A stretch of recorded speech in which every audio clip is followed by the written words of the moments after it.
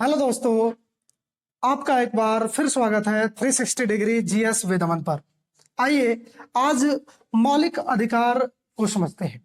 मौलिक अधिकार की अगर हम बात करें तो भारतीय संविधान के भाग 3 और अनुच्छेद 12 से 35 तक में उल्लेख किए गए। समझते हैं कि मौलिक अधिकार कहते किसको हैं, क्यों हमें प्रदान किए गए और इनसे संबंधित हमारे एग्जाम में किस टाइप के और प्रश्न बनते हैं। तो सबसे पहले अगर हम बात करें कि मौलिक अधिकार से क्या तात्पर्य है।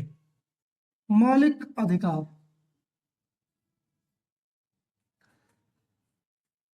वे अधिकार जो हमारे फंडामेंटल्स हैं, मूल है। फिर आप कहेंगे सर मूल का क्या मतलब है। मूल शब्द जो है रूट वर्ड है, जड़ है, मकान की नींव मूल है उसका। उसी तरह मानव के वे अधिकार जो उसके बेसिक अधिकार हैं वो मूल अधिकार कहलाते हैं, जिसमें मानव का चौमुखी विकास हो, चारों तरफ से केवल उसके विकास की बात की गई हो, उसकी अच्छाई की बात की गई हो, उसकी भलाई की बात की गई हो, उसे ही मूल शब्द को जो है कहते हैं। और वे सारे अधिकार जो उसकी बेसिक जरूरतों को पूरा करें उसे मूल अधिकार कहते हैं। तो समझते हैं कि मूल अधिकार या जो है तात्पर्य क्या है, मूल शब्द का क्या तात्पर्य है। तो वे शब्द जिसमें मानव का चौमुखी चारों तरफ से विकास की बात करें। कौन कौन से विकास? तो बौद्धिक विकास,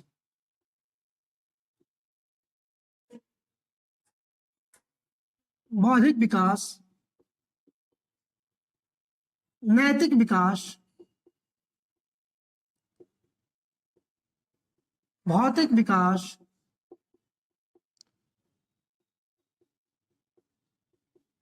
एवं आध्यात्मिक विकास।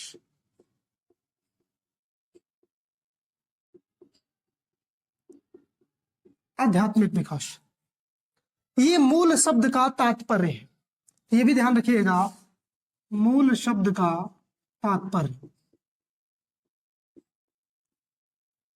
मानव के चौमुखी विकास जो है मूल शब्द को परिभाषित करता है। और ये सारे अधिकार मूल अधिकार कहलाते हैं, मौलिक अधिकार कहलाते हैं। क्यों प्रदान किए गए? क्योंकि मौलिक अधिकार जो है हमारा भारतीय संविधान गारंटी प्रदान करता है और कहता है कि आर्टिकल 226 के माध्यम से आप सीधे हाई कोर्ट चले जाइए या अनुच्छेद 32 के माध्यम से सीधे सुप्रीम कोर्ट चले जाइए। तो यह भी याद रखिएगा, भारतीय संविधान मौलिक अधिकारों को लेकर जो है व्यक्तियों को, नागरिकों को क्या करता है, गारंटी प्रदान करता है। किस प्रकार की गारंटी? कि आप के पास अगर बेसिक प्रॉब्लम आ रही है, आपके मूल प्रॉब्लम है, वे प्रॉब्लम है जो आपको आपके मूलभूत विकास से जुड़ा हुआ है, तो उन प्रॉब्लमों का जो है आप सीधे सुप्रीम कोर्ट और हाई कोर्ट में जो है उसका हल पा सकते हैं, उसका निराकरण पा सकते हैं। तो इस बात का भी ध्यान रखिएगा, मौलिक अधिकार से जो है तात्पर्य। अगर हम बात करें कि विश्व में सबसे पहले यानी सर्वप्रथम मौलिक अधिकार से रिलेटेड क्या चर्चा हुई विश्व में, इसकी शुरुआत कब होती है? तो सबसे पहले 1215 ईस्वी में ब्रिटेन में। कहां पर? ब्रिटेन में सम्राट जॉन द्वारा, सम्राट जॉन द्वारा अपने नागरिकों को कुछ अधिकार प्रदान किए गए। सबसे पहले 1215 ईस्वी में दुनिया में एक ऐसी घटना घटी जहां पर सम्राट जॉन ने, ब्रिटेन का जो शासक था, उस समय अपने नागरिकों को उनके कुछ अधिकार प्रदान किए गए और वो पहला अधिकार माना गया नागरिकों के प्रति किसी शासक द्वारा दिए जाने का। इसीलिए जो है मौलिक अधिकारों की जननी ब्रिटेन को माना जाता है। और ये प्रश्न एग्जाम में आ चुका है। सम्राट जॉन ने अपने नागरिकों को कुछ अधिकार प्रदान किए।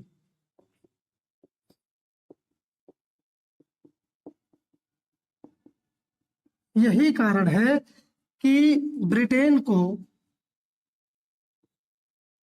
मौलिक अधिकारों का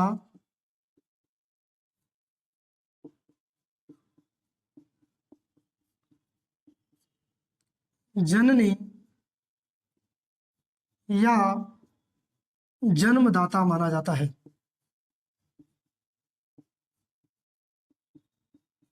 ये ध्यान रखिए। ये प्रश्न आ चुका है कि मौलिक अधिकारों की जननी किसे माना जाता है, तो ब्रिटेन को। मौलिक अधिकारों का जनक किसे माना जाता है, तो अमेरिका को। इस बात को भी समझेंगे, ऐसा क्यों। तो जो है ये बात ध्यान रखिएगा, क्योंकि सबसे पहले सम्राट जॉन ने अपने नागरिकों को अधिकार दिया। उसके बाद 1791 ईस्वी में अमेरिका द्वारा लीगली रूप से, यानी वैधानिक तरीके से अपने नागरिकों को बिल ऑफ राइट्स दिया गया, यानी अधिकार पत्र प्रदान किए गए। उसके बाद वैधानिक रूप से दुनिया में घटना घटी विश्व लेवल पे 1791 ईस्वी में अमेरिका द्वारा अपने नागरिकों को अधिकार पत्र प्रदान किए गए, उनके मूलभूत अधिकार प्रदान किए गए। और यही अधिकार जो है अमेरिका के लिए जनक शब्द को डिफाइन करता है। इसलिए कहा जाता है अमेरिका को मौलिक अधिकारों का जनक।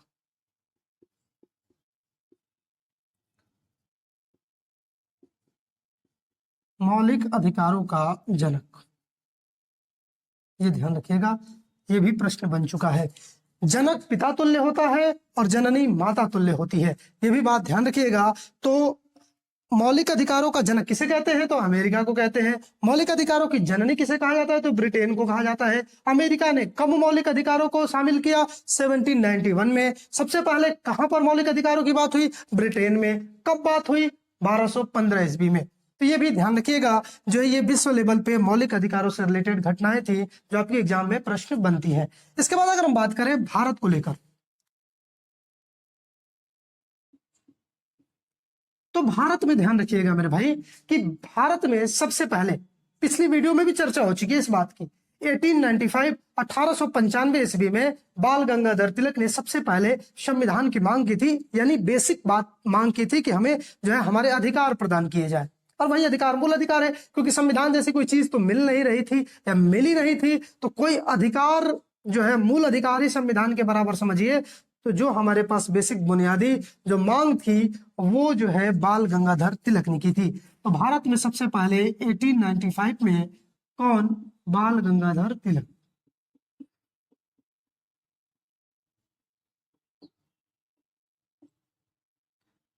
जो है सबसे पहले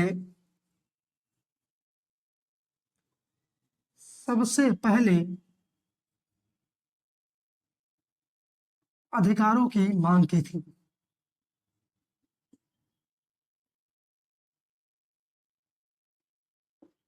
ध्यान रखिएगा। और भारत में जो है आगे भी और बहुत सारे लोगों ने, हमने इस बात के पीछे चर्चा हो चुकी है वीडियो में। यदि आपने उस वीडियो को नहीं देखा है तो पॉलिटी की दूसरी या तीसरी वीडियो है, उसको जाकर आप कंफर्म पहले देख लें, तब आपको ये बातें स्पष्ट क्लियर हो जाएगी। क्रमबद्ध बताया गया है, पॉलिटी की दूसरी वीडियो है। इसमें बताया गया है कि सबसे पहले 1895 में बाल गंगाधर तिलक ने संविधान की मांग की थी। उसके बाद जो है 1919 में अंग्रेजों द्वारा, ब्रिटिश शासन द्वारा यह निर्धारित किया गया कि भारतीय संविधान का निर्माण ब्रिटिश संसद तय करेगी।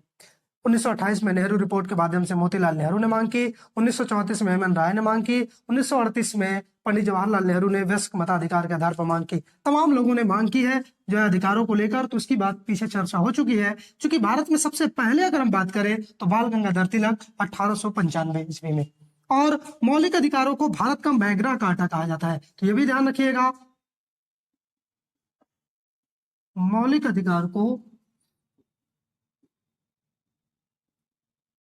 मौलिक अधिकार को भारत का मैग्ना कार्टा।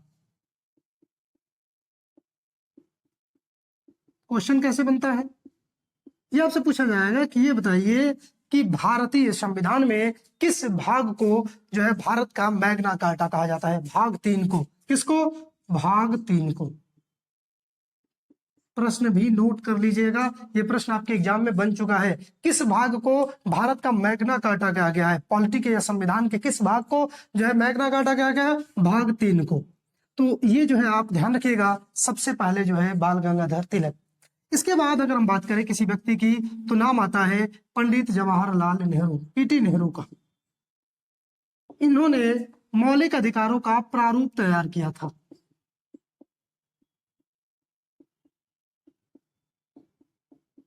मौलिक अधिकारों का प्रारूप, इसीलिए पंडित जवाहरलाल नेहरू को मौलिक अधिकारों का जनक कहते हैं?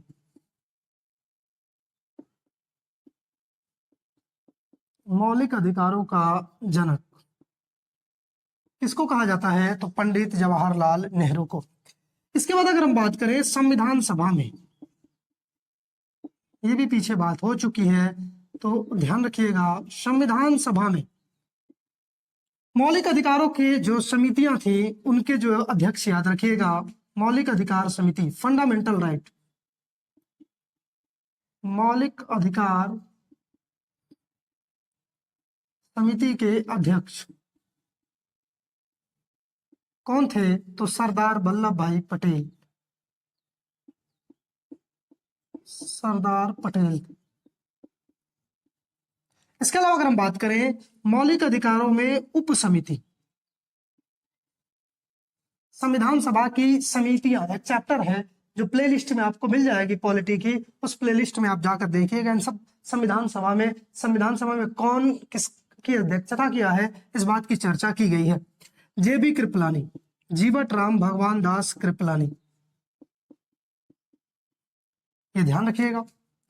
संविधान सभा में अगर हम बात करें तो संविधान सभा में जो है मौलिक अधिकारों की समिति के जो अध्यक्ष थे वो सरदार वल्लभ भाई पटेल थे, और उप समिति के अध्यक्ष कौन थे? तो वो थे जेबी कृपलानी। ये बात जो है आप ध्यान रखेंगे। इसके अलावा दोस्त और भी याद रखिएगा कि मौलिक अधिकारों को संविधान की अंतरात्मा कहा गया है। ये भी पूछा गया है कि संविधान की अंतरात्मा किसको कहा गया है? तो मौलिक अधिकारों की। और ये याद रखिएगा, ये सब कुछ ऐसे प्रश्न है जो हमेशा जो है फंसाते हैं आप। आपसे पूछा जाएगा कि आर्टिकल 32 को किसने कहा था कि जो है ये मौलिक अधिकारों की आत्मा है? तो ये जो है कहा था डॉक्टर बाबा साहब अम्बेडकर ने। प्रस्तावना संविधान की आत्मा है, ठाकुर प्रसाद भार्गव। ये सब ऐसे स्टेटमेंट हैं जो आपको हमेशा एग्जाम में आते हैं और इनका जो है कंफ्यूजन होता है इनमें, तो ये भी ध्यान रखिएगा।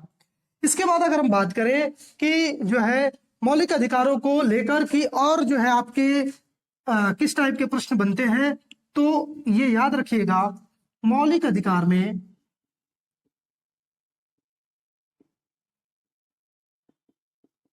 जो है कुछ अनुच्छेद ऐसे हैं जो केवल नागरिकों को प्रदान किए गए हैं, केवल नागरिकों को। कौन कौन से हैं? तो आर्टिकल 15, 16, 19, 29 और 30। ये देखने में आपको ऐसे लग रहे हैं, इससे बहुत टाइप के प्रश्न आपके एग्जाम में बनते हैं। 15, 16, 19, 29 और 30 ऐसे संबंधित सीधे प्रश्न पूछ देता है कि ये बताइए निम्नलिखित में से कौन से अनुच्छेद केवल भारतीय नागरिक को प्राप्त है, या कौन से अनुच्छेद भारतीय नागरिक को प्राप्त नहीं है या व्यक्ति को प्राप्त है। इस टाइप के प्रश्न बनते हैं, तो ये आप जो है याद रखेंगे तो इनसे आप कर ले जाएंगे। केवल आपके दिमाग में रहना चाहिए 15, 16, 19, 29, 30। आगे चलकर हम बात करेंगे 15, 16, 19, 19, 30 के बारे में। 15 कहता है धर्म, मूल, वंश, जाति, लिंग, जन्म स्थान के आधार पर विभेद का प्रतिषेध। 16 कहता है लोक नियोजन में अवसर की समता।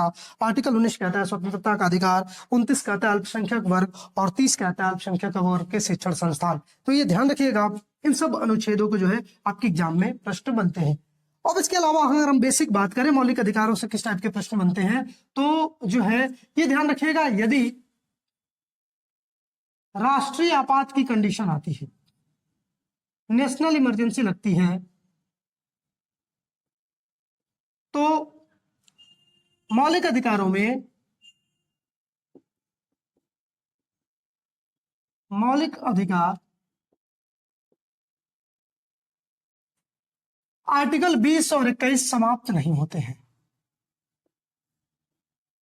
आगे चलकर हम जब 20 आएगा तो बताएंगे कि इनसे क्या संबंधित है, समाप्त नहीं होते हैं, ये भी ध्यान रखिएगा।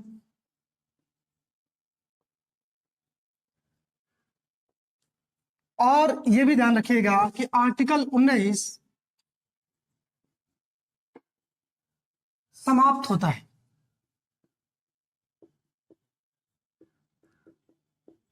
परंतु यदि सशस्त्र विद्रोह के आधार पर जो है आपात लगा है,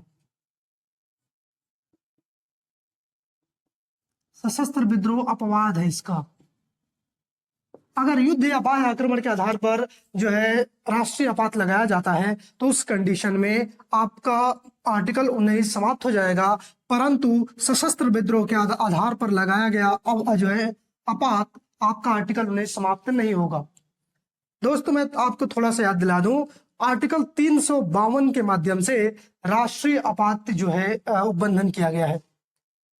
राष्ट्रपति जो है मंत्रिमंडल के लिखित सिफारिश पर राष्ट्रीय आपात की घोषणा करता है और 3 माध्यम होते हैं, या तो युद्ध हो जाए या बाह्य आक्रमण हो जाए या जो है सशस्त्र विद्रोह के आधार पर। पहले सशस्त्र विद्रोह नहीं था, आज तक अभी तक सशस्त्र विद्रोह के आधार पर नेशनल इमरजेंसी नहीं लगी थी। लास्ट इमरजेंसी जो 1975 वाली जो लगी है वो इंदिरा गांधी के शासनकाल में, और ये याद रखिएगा इंदिरा गांधी के जो शासनकाल में आंतरिक अशांति के आधार पर लगी थी। 25 जून 1975 को ये जो है इंदिरा गांधी के द्वारा लगाया गया था आंतरिक आपात के आधार पर, जिसको जो है मोरारजी देसाई की सरकार ने 44 अमेंडमेंट एक्ट 44वां संविधान संशोधन अधिनियम 1978 के माध्यम से हटा दिया और उसकी जगह पे सशस्त्र विद्रोह ला दिया। इन बातों की चर्चा होगी नेशनल इमरजेंसी राष्ट्रीय आपात नामक चैप्टर पे। फिलहाल आपको मैंने हिंट कर दिया कि ये ध्यान रखिएगा, ये कई बार एग्जाम में प्रश्न बन चुका है कि कौन से अनुच्छेद समाप्त नहीं होते हैं, कौन से अनुच्छेद समाप्त होते हैं, इनमें भी अपवाद कौन सा है, तो इस बात की भी आप ध्यान रखिएगा। मौलिक अधिकार में ये प्रश्न बन जाते हैं। बाकी खूब डिटेल में जानेंगे 358 359 के बारे में, इन्हीं सब के बारे में हम मौलिक अधिकारों से रिलेटेड आगे चलकर। तो ये थे आपके जो है राष्ट्रीय आपात से संबंधित मौलिक अधिकारों के उपबंध। इसके अलावा अगर हम बात करें कि मौलिक अधिकार हमारे पास कितने प्राप्त थे, कितने वर्तमान में है, तो आइए इनको समझते हैं। तो मौलिक अधिकार,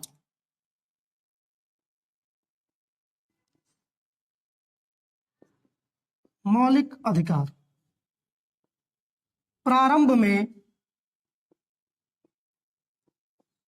7 प्रदान किए गए थे, परंतु वर्तमान में 6 मौलिक अधिकार हैं। इस बात का क्या मतलब है? मूल संविधान में मौलिक अधिकार 7 प्रदान किए गए थे, वर्तमान में 6 हैं। संख्या में घटोतरी या बढ़ोतरी या संविधान में किसी प्रकार से छेड़छाड़ बिना संविधान संशोधन के नहीं हो सकता। संविधान संशोधन किया गया। कौन सा संविधान संशोधन? तो 44 अमेंडमेंट एक्ट। कब लाया गया? 1978 में। किसकी सरकार थी? मोरारजी देसाई की सरकार थी, तो ये भी ध्यान रखना। जनता पार्टी की सरकार, मोरारजी देसाई।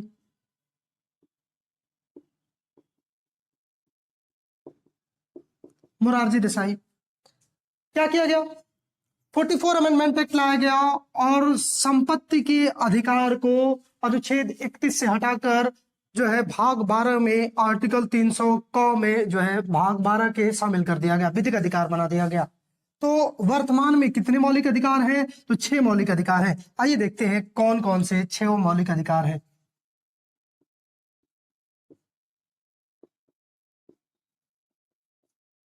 तो ये ध्यान रखिएगा, पहला मौलिक अधिकार है समानता का अधिकार।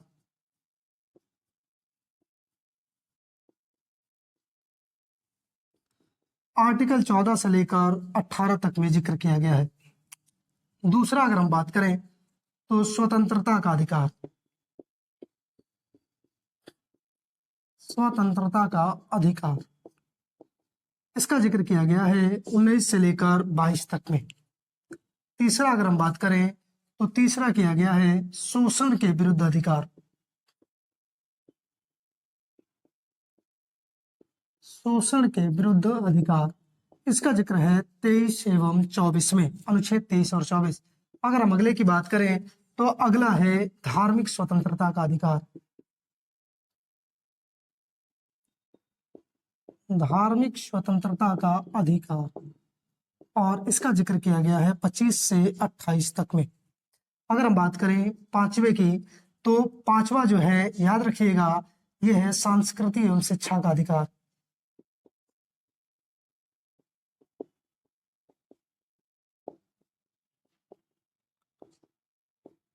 इसका जिक्र है 29-30। और हम लास्ट बात करें संवैधानिक उपचारों का अधिकार,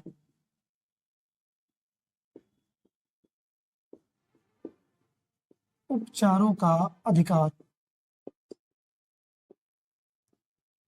ये जिक्र है आर्टिकल 32 में। अब आप ध्यान रखिएगा नोट करके कि इसमें क्या किया गया है कि संपत्ति की स्वतंत्रता जो है 44 अमेंडमेंट एक्ट 1978 के माध्यम से जो है संपत्ति की स्वतंत्रता को हटा दिया गया है, काट दिया गया है, गुणा का निशान मतलब हटा दिया गया है। और कहाँ शामिल किया गया है तो भाग 12 में आर्टिकल 300 को, और ये मौलिक अधिकार न रह के वर्तमान में विधिक अधिकार है। अगली वीडियो में चर्चा करेंगे कि ऐसा क्यों है, और या फिर आर्टिकल 19 में बात करेंगे ऐसा क्यों किया गया है, और इसमें अगले वीडियो में बात करेंगे जो है कि संपत्ति के अधिकार से क्या तात्पर्य है, क्यों हटाया गया, इसके पीछे क्या रीजन था। तो इतना स्क्रीनशॉट ले लीजिए और आगे की चर्चा हम अगले वीडियो में करेंगे। धन्यवाद।